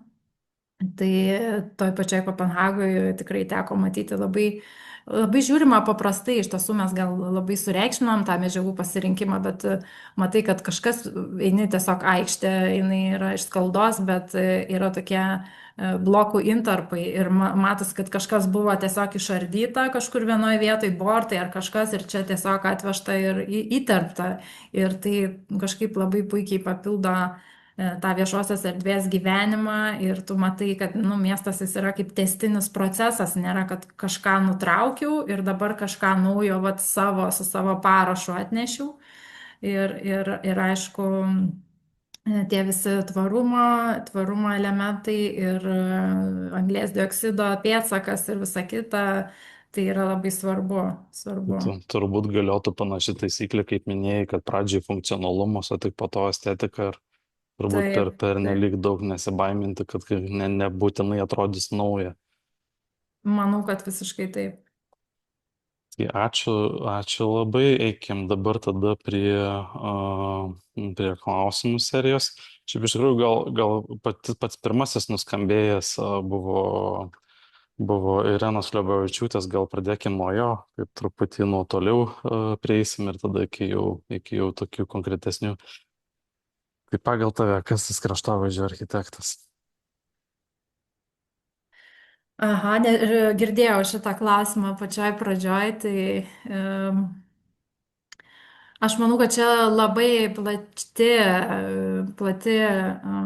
plačiai apimanti profesija ir gerokai plačiau negu architektūra. Aš pati iš architektūros atėjau į kraštovaizdžio architektūrą ir man atsivėrė visai platesni nauji horizontai. Tai mes programuojam, kaip gyvena žmonės, ar ne, kaip jie jaučiasi, kaip jie elgiasi mieste. Tai žmogus išeina iš savo namų, užsidaro, užrakina duris ir ten baigėsi interjero architektūra ir pastato architektūra, ten jau baigėsi. O visa patirtis nuo durų iki kitų durų, tai yra kraštovaizdžio architektūra. Ir tai galbūt Lietuvoje gal dar vyrauja tas klaidingas toks supratimas, kad tai lyginama su apželdinimu. Tai žodžiu, aš ten parenku duotą plotą, užpildau vienokiais ar kitokiais želdiniais. Tai visiškai yra netiesa. Tai mes sprendžiam ir įvairius socialinius klausimus, socialinės problemas, bendruomenių įtraukties, saugumą ir visa kita. Ir tai tik tai, želdiniai yra vienas tik iš tų sluoksnių, kaip mes kokią atnešam programą, kokias veiklas į naujas erdves, naujas ir esamas erdves. O tada koks yra niuansas su urbanistika? Šiaip tai aš turiu apibrėžimą. Aš irgi dabar įsijungsiu diskusiją, kad dėl to, kad kaip ir uždaviau klausimą, bet atsakymą irgi turbūt galim padiskutuoti. Bet aš manau, kad apibūdinai tokius esminius momentus, bet iš tikrųjų, čia mano nuomonė, bent pas mus Lietuvoje teisėkūroje viskas suplakta. Ir tie kraštovaizdžio architektai, kurie galbūt turi atestatą ir skaitosi kaip licensed landscape architect užsienyje, tai Lietuvoje maksimum gali gauti želdyno atestatą. Taip. Ir tada skaitytis, sakykime, tada prisilygina želdintojams, nes teisėkūroje nėra kitokio būdo. Čia turbūt vienas teisinis momentas, dėl ko kyla problema apibrėžime, nes tokio apibrėžimo nėra sukurto. Bet bent pasaulyje, tai iš tikrųjų labiausiai naudojamas IFLA, Tarptautinės kraštovaizdžio architektų federacijos apibrėžimas, kas yra kraštovaizdžio architektai. Ir pacituosiu, planuoja, projektuoja, valdo natūralią bei sukurtą aplinką, taikydami estetinius mokslinius principus, kad išspręstų ekologinio tvarumo, kraštovaizdžio kokybės, sveikatingumo, kolektyvinės atminties, paveldo, kultūros bei teritorinio teisingumo klausimus. Na ir ten tęsiasi tas apibrėžimas, ką kaip daro, ekosistemų stabilumas, socialiniai ekonominiai pagerinimai, bendruomenės sveikata, gerovė. Taigi iš tikrųjų toks holistinis priėjimas ir matau, Birutė komentuoja irgi miksas visko.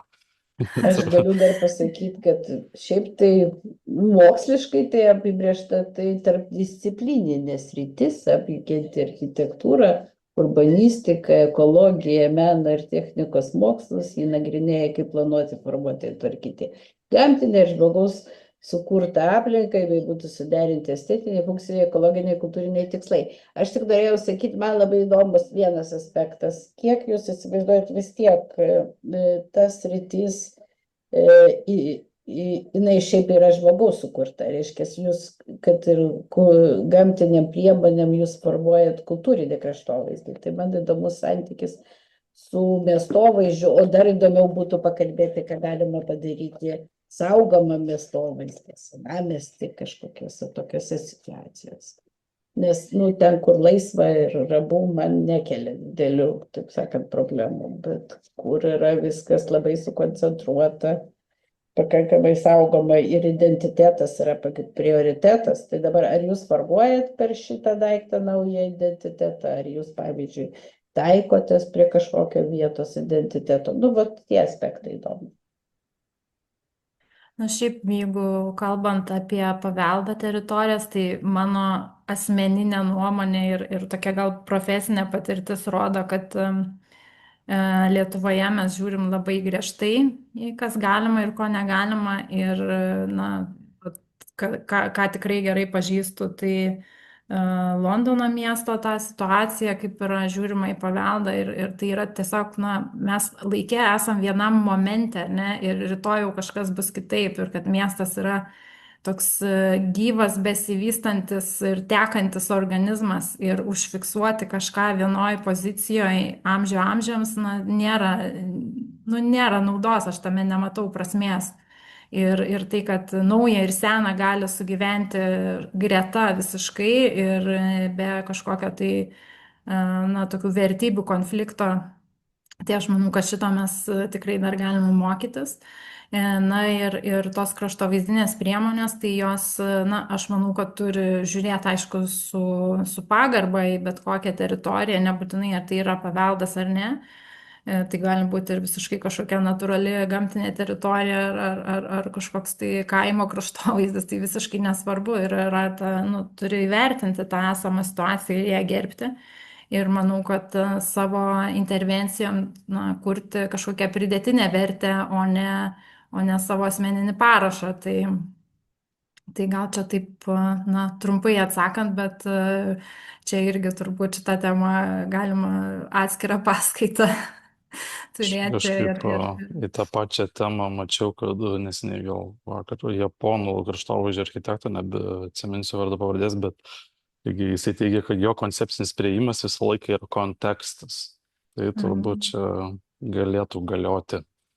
Konteksto principas. Jo, bet aš norėjau pasakyti, Giedrei, kad jūsų tas pavyzdys apdovanotas nacionalinės architektūros premija yra senamiestis, Vilniaus senamiestis, UNESCO objektas. Nesam mes jau čia tokia nupūšę kojinių mylėtojai ir kaip ten ir liepiam kulumpiam vaikščiot. Jūs kažkaip irgi galvokit, turit pavyzdžių, reiškia, yra ir teigiamo. Yra, taip, yra teigiama, tik, žinau, kad tie derinimo procesai nėra labai, iš kolegų girdėjau, kad yra gana sudėtingi. Tai derinimo procesai Lietuvoje iš vis patys sudėtingiausi. Čia tai žinok, ar pastatas, ar skveras nepadeda. Atsiprašau, aš įsiterpiu, einam prie kitų klausimų, nes laiko jau ir veik. Gerai, tai mes turime tik 3 klausimus langė, tai pasistengiam tada greičiau juos atsakyti. Pane Ligita irgi klausė, komentuoja Klaipėdą, kad Klaipėdos mero kadencijoje intensyviai persfaltuojamos gatvės, keičiami šaligatviai, ar jūsų manymu nėra praleidžiama proga įgyvendinti prisitaikymą prie klimato kaitos sprendinius? Ir papildomas klausimas, ko reikia, kad Vilnius taptų ne asfalto ir automobilių, o tikrai žalias miestas? Čia, manau, kiekvienas miestas susiduria su šita tokia problema investicijų paskirstymo, ar ne, nes mes tarsi norim greito rezultato ir čia vertybių klausimas. Vieniem greitas rezultatas yra gatvė be duobių, o kitam greitas rezultatas yra nauja medžio alėja. Tai aišku, idealiu atveju mes turėtume planuoti holistiškai ir ne tik tai gatvių asfaltavimą, naujus bortus, bet planuoti kartu, kaip viešasis transportas funkcionuos, kaip pėstieji judės, kaip visa tai veikia su tvaria vandentvarka, žalinimu ir panašiai. Žodžiu, įsivaizduot, kaip miestas turėtų, ar ten ta konkreti gatvė turėtų atrodyti, tarkim, ten už 10-20 metų. Taip, yra tiesa, yra sprendžiama momentiškai. momentiškai yra sprendžiama ir aš tą matau ir man irgi tai nelabai patinka. Mhm. Nu, yra ką veikti turbūt, taip. Toliau, Giedrė Godienė dėkoja už labai įdomų sistemingą pristatymą bei prašo pakomentuoti, kaip miestų žalinimo planai susiję su adaptacijos prie klimato kaitos planais ir gamtinio karkaso idėja.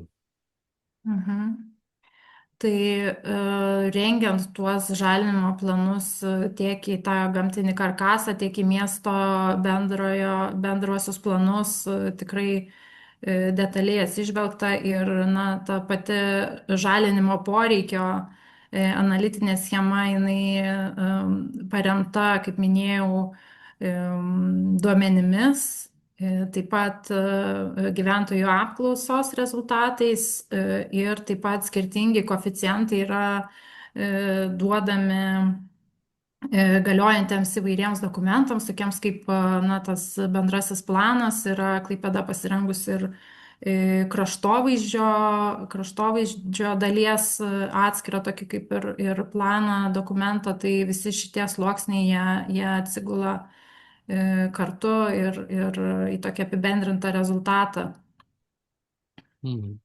Dar taip pat Giedrė siūlo prie minėtų 4 naujosios vandentvarkos tikslų pridėti kraštovaizdžio charakterio išsaugojimą. Esame ne vien lygumose, turime saugoti esamas natūralias reljefo formas, gamtinius paviršius, mikrovandens telkinius ir šlapynės.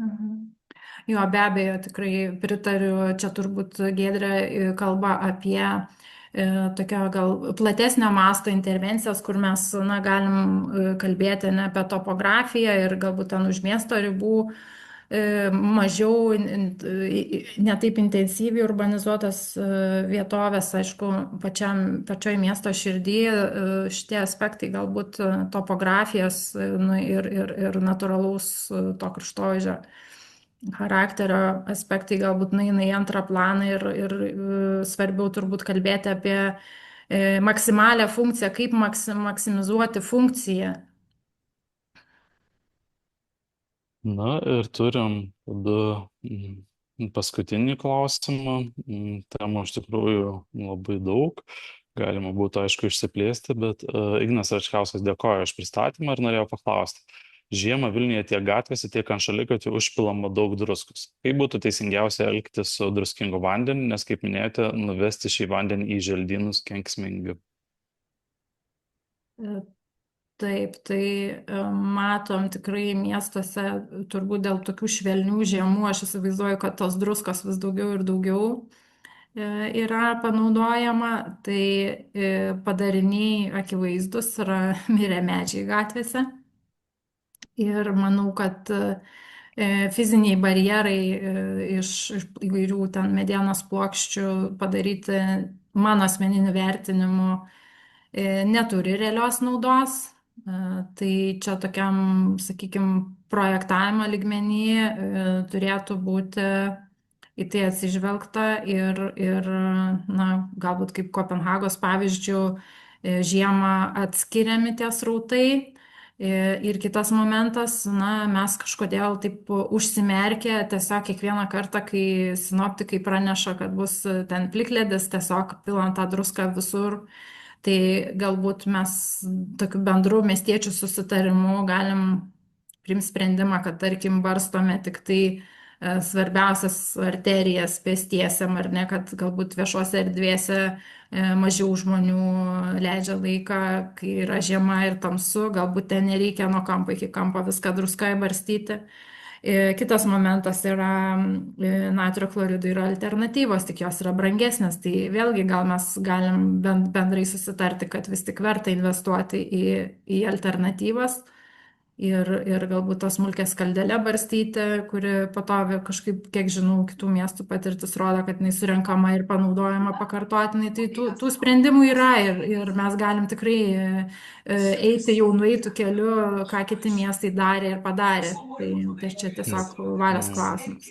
Turbūt rezimuojant, druska tikrai nėra geriausias sprendimas šiom problemom. Ar dar turim porą minučių? Čia dar keletą klausimų. Aida, kaip darom?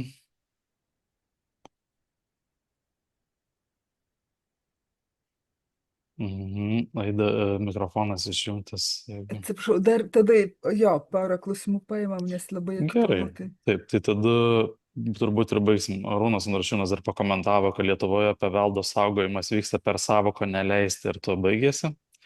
Tai turbūt galioja visiems, kurie projektuoja. Yra kaip yra. Kokios, Tomas Varmanavičius klausė, kokios medžių rūšys yra atsparesnės druskoms? Įdomus šiaip klausimas, įdomus rytis.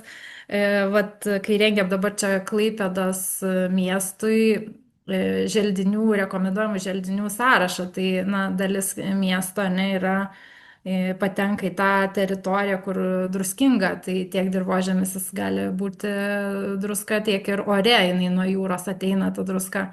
Tai iš tiesų medžiai, kurie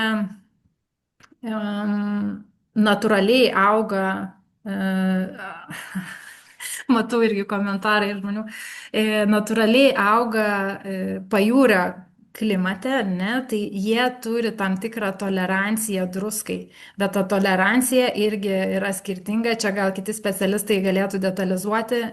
Man kiek iš kraštovaizdžio architekto perspektyvos yra suvokiama, kad druska jinai vienokia yra, jeigu jinai yra dirvožėmy, jinai sutrikdo vienaip tos fiziologinius procesus, tai nu, ta druska, kurią mes barstome ir patenka į gruntą, ir yra kitaip, jeigu yra nuo jūros atpučiama vėjo ore ta druska. Tai žodžiu, tie želdiniai, na, nėra tokių želdinių, kurie visiškai yra atsparus druskom, yra gal labiau toleruojantis nedidelį kiekį druskų.